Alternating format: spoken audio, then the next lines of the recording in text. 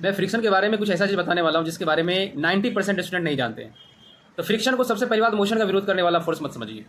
दूसरी बात, फ्रिक्शन एक कॉन्टैक्ट फोर्स है जो दो सतहों के बीच रिलेटिव मोशन या रिलेटिव मोशन की टेंडेंसी का अपोज करता है। तीसरी बात फ्रिक्शन तभी उत्पन्न होता है जब स्लीपिंग होने की संभावना या स्लीपिंग हो रही हो।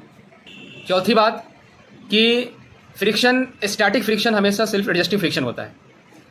यह हमेशा म्यू एस इंटू एन नहीं होता। म्यू एस का मतलब होता है coefficient of static friction, N होता है normal reaction between the surface of the block. यह मैक्सिमम म्यू एन एस तक होता है और इसका वैल्यू 0 से लेकर के म्यू एन एस तक होता है। चौथी बात, स्लीपिंग से ठीक पहले स्टैटिक फ्रिक्शन अपने मैक्सिमम वैल्यू तक होता है।